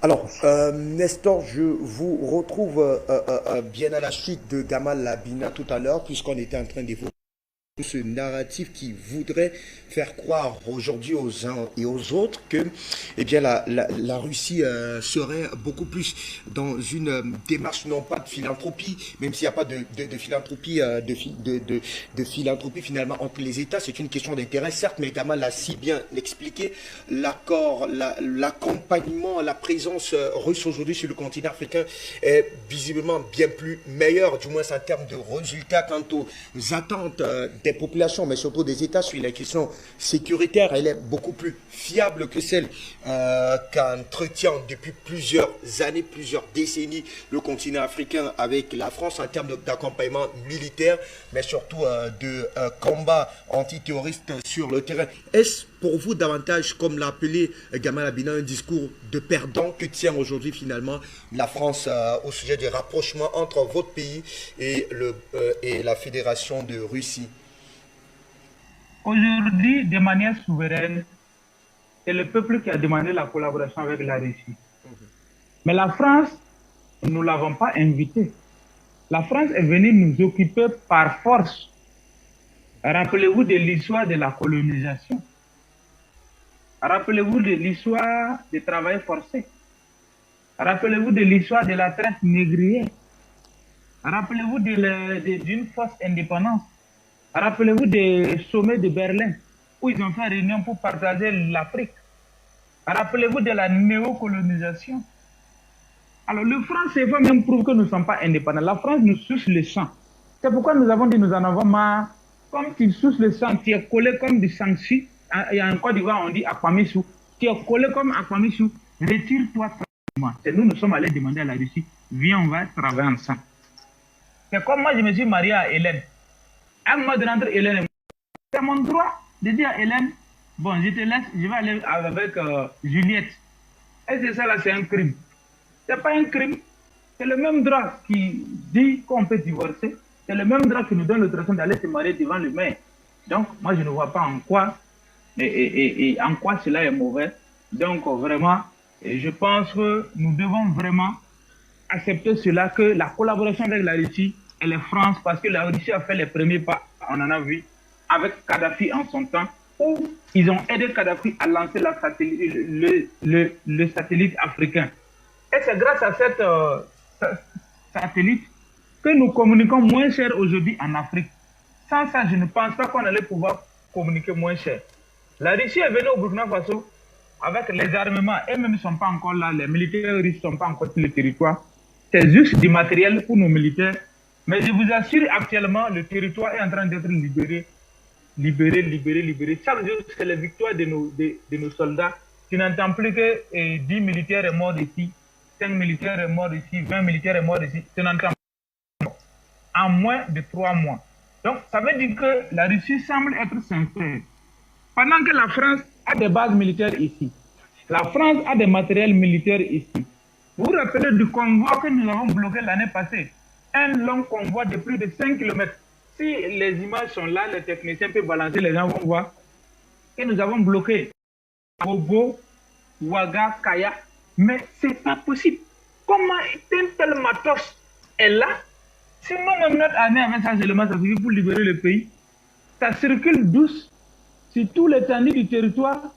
Ça est là, les bases militaires sont là. Il y avait combien de bases militaires au Mali? C'était plein. Il y en avait à Gao, il y en avait à Tombouctou, il y en avait à Kidal, il y en avait à Tessali. Il y en avait dans beaucoup de coins presque de 5 bases militaires au Mali. Au Burkina, il y en a. Au Niger, il y en a. En Côte d'Ivoire, il y en a. Au Sénégal, il y en a. Et au Tchad, il y en a. Au Gabon, il y en a. En Centrafrique, il y en a. À Djibouti, il y en a. Malgré tout ça, le terrorisme est là. Alors, de quoi nous parlons? Nous pensons que la France est elle-même le parrain des terroristes. Et les preuves sont là que la France est le parrain des terroristes. Voilà pourquoi nous avons dit que nous n'étions pas en collaboration avec la France. Nous avons un État prédateur qui était là, qui nous dominait, qui était collé comme un sanction qui suce le sang quand il colle sur toi. Donc nous pensons qu'il est temps que la France les bagages, les clics et les claques et quitte le Burkina Faso et l'Afrique en général. Et nous allons collaborer avec qui nous voulons. C'est pour ça que Ibrahim Traoré a dit le 10 décembre à l'annonce de la fête d'indépendance que le Burkina n'est pas encore indépendant et que le combat qu'ils ont engagé le 30 septembre 2022, c'est pour toujours. Et notre combat prendra fin le jour que le Burkina sera libéré totalement, parce que nous avons actuellement les mains liées. Quand nous serons libérés, on va parvenir à l'autosuffisance alimentaire, parce que nous avons des terres cultivables, mais nous n'avons pas de technologies pour être bien exploitées. Donc nous allons reprendre notre territoire, bien exploité, bien sécurisé. Tout le monde va manger à sa faim. Ça va devenir comme l'ex-Libye, où chaque citoyen, quand tu te maries à la mairie, le maire te remet la clé d'un appartement, c'est pour toi et ta destinée. Il faut que ça parvienne à cela.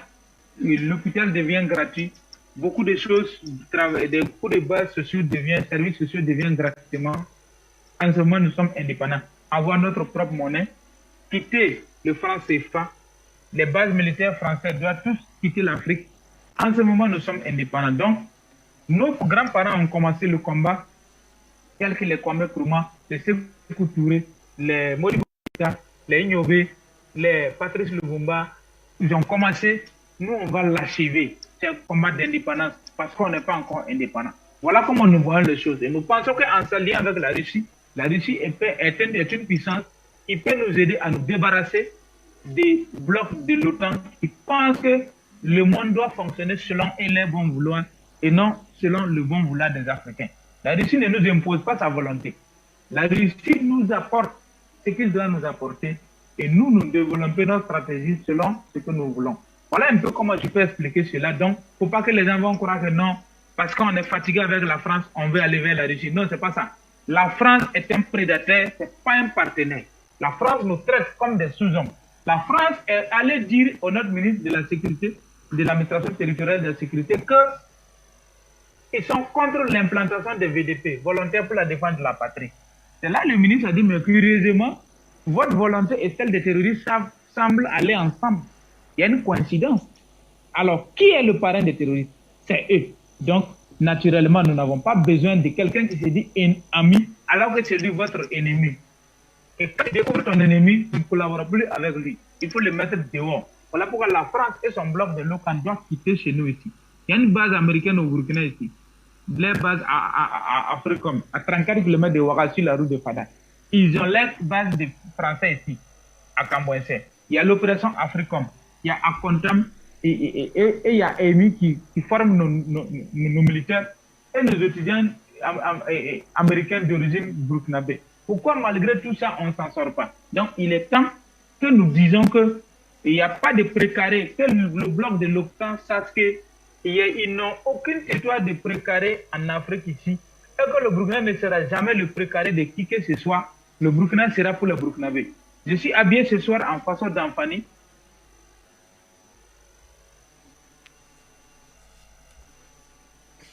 On a été visiblement interrompu avec notre ami Nestor Podacier. Je vous retrouve donc, très cher ami général Issa Diawara, pour tenter de comprendre pourquoi est-ce que le cartel international rassemblé, réuni autour de la France est visiblement aux abois face à ce rapprochement entre le Burkina Faso et la Fédération de Russie. Vous savez d'abord ce qu'il faut noter, il n'y a plus un cartel international. Il y a trois cartels internationaux dorénavant. La France a son clan, les Russes ont leur clan et d'autres puissances aussi ont aussi fédéré leur clan. Autrefois, l'Occident, en intimidant tout le monde, faisait parler d'une communauté internationale. Moi, en tout cas, je n'ai pas conscience. Je ne sais pas, vous, là-bas, messieurs les journalistes, si une fois vous avez voté pour élire une soi-disant communauté internationale, puisqu'ils se disent être les propriétaires de la démocratie, les maîtres de la démocratie. Or, nous savons que les premiers a eu lieu dans les années 1200, bien avant la découverte des États-Unis. On appelle ça Bamaraka Kalata, choisir le bâton. Mais vous savez, ces gens-là, ils s'approprient du tout, quoi, en fait. Communauté internationale, ce sont elles la communauté internationale. Soit ils sont d'accord avec toi, là on dit la communauté internationale est d'accord. S'ils ne sont pas d'accord avec toi, la communauté internationale est posée. C'est qui la communauté internationale? Moi, je n'ai pas connaissance que même dans les livres révélés, le Coran, la Bible, la Torah, qu'il écrit quelque part que voici les membres de la communauté internationale. Ça n'existe pas. Qui qui se fait appeler communauté internationale. Maintenant, s'ils font bloc autour de cette question du Burkina, pour répondre à votre question, oui, mais c'est des sorciers. Vous n'êtes pas sorciers. Pourquoi vous voulez empêcher les sorciers de se réunir et pour essayer de vous manger? Mais c'est à vous d'être suffisamment à avoir de quoi vous protéger pour casser les dents aux sorciers. Ça, c'est simple. Mais vouloir interdire aux sorciers de rompre avec ces vieilles habitudes, alors, cela va dépendre du répondant en face. Est-ce que vous êtes suffisamment fort? Même après le Burkina, ils vont continuer leur cartel, ils vont toujours se mettre ensemble pour essayer de manger des nations entières. C'est comme ça qu'ils ont mangé la Libye. C'est comme ça qu'ils ont mangé la Côte d'Ivoire. Et là-bas, ils vont te faire remplacer par un apprenti sorcier. C'est comme ça que vous avez les Ouattara, les Bazoum et autres. Donc, c'est comme ça qu'ils ont mangé le Lumumba. Le Congo est parti comme ça avec des... Aujourd'hui, les chiffres, on ne les dit pas. Le nombre de morts, on ne peut pas compter. Ils ont agenouillé des pays entiers comme ça. C'est comme ça qu'ils ont fait assassiner les Thomas, les Modibo. Ce sont des sorciers, ils vivent de ça, ce sont des vampires. Maintenant, vouloir interdire aux vampires, ça serait dommage. Nous, Africains, peut-être, n'avons pas encore compris. Et si nous devons attendre notre libération de celui qui se nourrit de nous, c'est ce qui est très grave. Moi, je ne pense pas qu'il viendra un jour où le vampire va dire que j'en ai assez du sang humain et je me suffis comme ça. Non. C'est à l'humain de dissuader les vampires de manger. C'est à l'humain de détruire les vampires. Et je ne pense pas qu'un beau jour, la France fera un discours à la télé pour dire, OK, Africains, j'accepte de vous décoloniser. Dorénavant, vous n'allez plus consommer les CFA. Dorénavant, vous n'aurez plus mes bases militaires. Dorénavant, je n'ai pas vos dossiers au niveau du Conseil de sécurité de l'ONU. Dorénavant, je ne veux plus vous imposer mon mode de vie. Non, la France ne le fera jamais. Mais nous devons empêcher la France de le faire. Aujourd'hui, je pense que les autorités du Burkina et du Mali sont sur la bonne voie. Et c'est très normal. Et certains vont les aider, comme d'autres vont continuer à les combattre. Et même compris les Noirs. N'oubliez pas un détail important. Lors de la Deuxième Guerre mondiale, quand la France a été totalement occupée par les Allemands, puisque c'était la mauvaise... En tout cas, c'est une histoire falsifiée qu'on enseigne. Je vous donne la vraie version. Quand l'Allemagne a été occupée... Quand la France a été occupée totalement par l'Allemagne, même on parle des batailles des Ardennes ou autres là. Des Africains en tête, pourquoi on ne dit pas que 400 Malgaches ont tenu là où tous les Français avaient pris? Pourquoi on ne dit pas? Pourquoi on ne dit pas que les chars allemands ont marché sur des Noirs et pour venger en tout cas la défaite qu'ils avaient infligée aux Allemands lors de la Première Guerre mondiale? Pourquoi on ne dit pas? Est-ce que vous savez que des Africains se sont battus? C'est-à-dire quoi? Il y a des Africains qui se battaient pour soutenir la France alliée au maréchal Pétain qui avait signé des accords avec, bien sûr, les nazis, Hitler, et il y avait une autre France qui était derrière en tout cas, ces barbares de De Gaulle, et les deux Français de se battre. Et dans ça, c'est une troupe africaine qui était manipulée. Ça, il faut le dire. Que la France, que les Français blancs, les souches, comme Zemmour aime à le dire, n'ont commencé à se battre qu'en 1944. Et que la première victoire de ce qu'on appelle l'armée de la France libre de général de Gaulle, ça a eu lieu par les troupes tchadiennes, notamment au niveau de la Libye.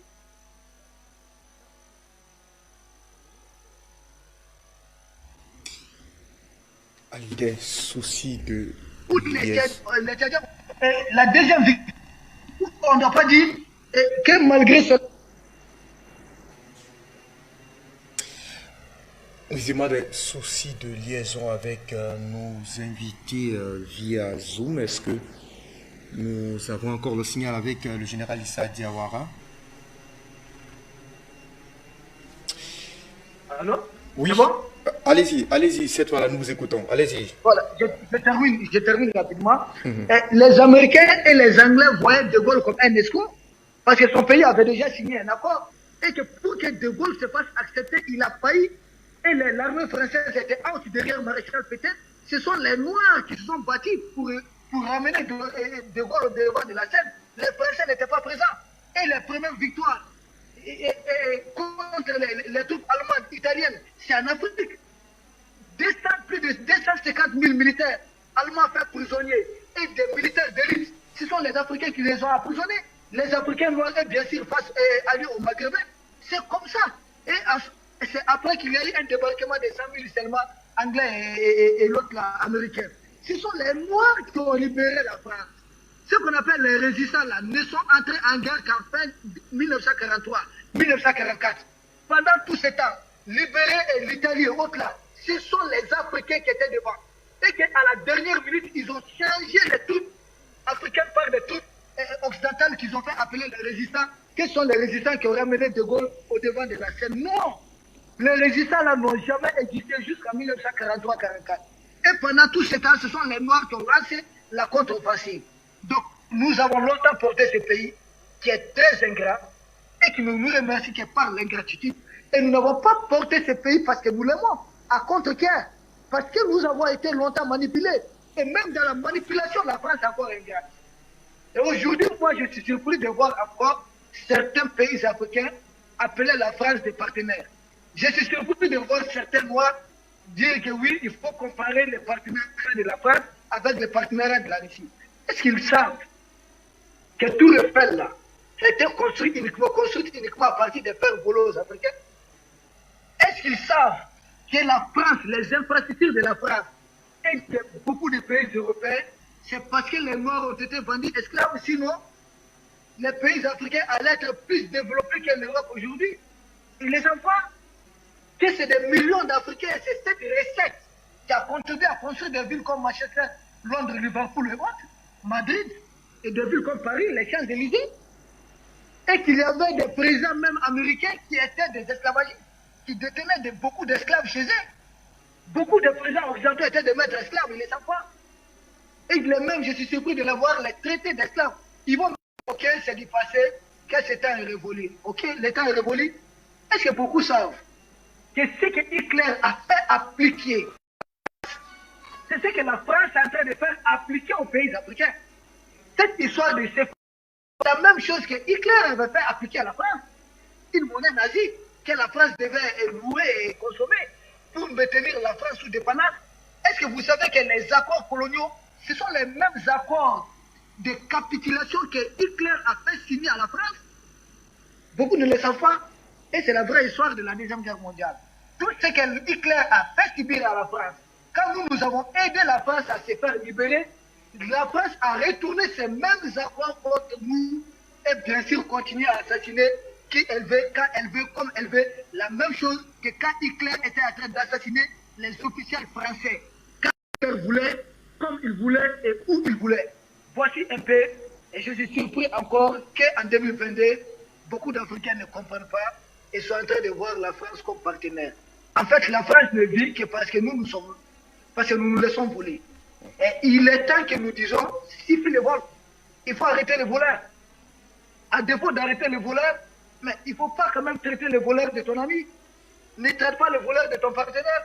Puisque tu es faible, tu ne veux pas sortir de la cour de ta maison, et pour que le voleur peut-être te casse une mâchoire, tu ne veux pas t'entraîner à casser la mâchoire au voleur, alors tu peux faire semblant, tu laisses le voleur te voler, mais de grâce, il ne faut pas aller raconter à madame, en tout cas, que ce voleur-là, c'est un bon partenaire.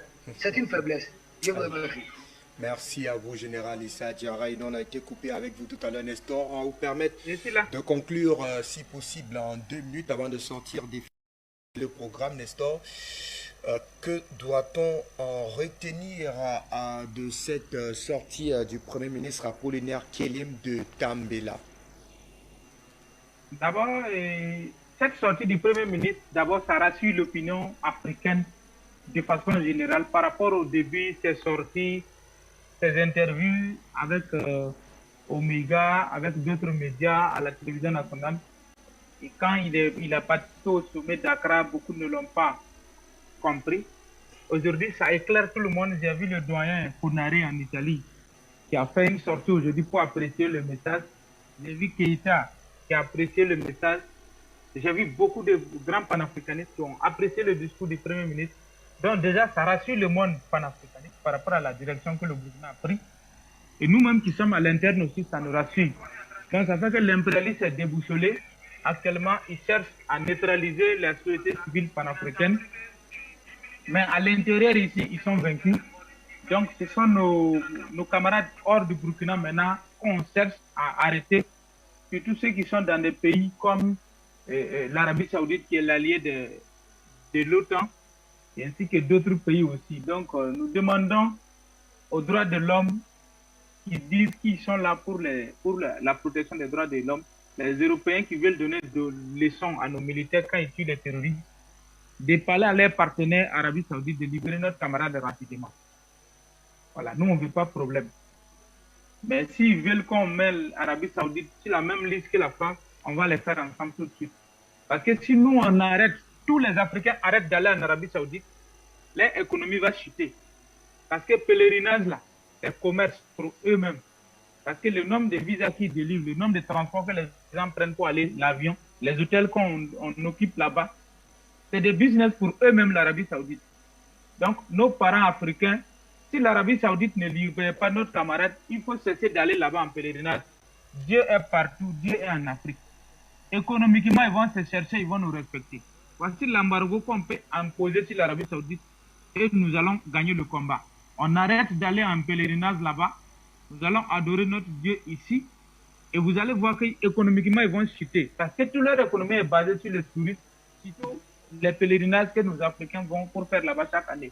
Cette année, il y aura plus de 8000 et quelques pèlerins qui vont quitter le Burkina Faso pour aller. Le Mali, on n'en parle pas. La Guinée, tous les pays africains. Il y en a plein d'Africains qui vont en pèlerinage. Donc, boycotter l'Arabie Saoudite jusqu'à ce que notre camarade soit libéré. Merci beaucoup.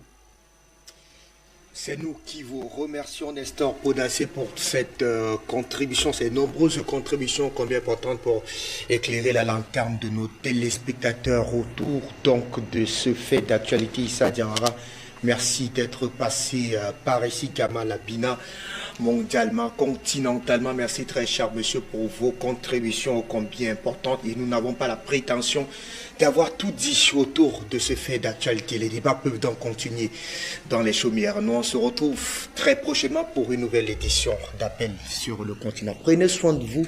L'information, la meilleure, c'est sur Afrique Média Télévision. Bonsoir. Allô? Bonsoir Afrique Média, vous êtes les meilleurs. Oui, bonsoir monsieur, je suis le secrétaire. Bonsoir.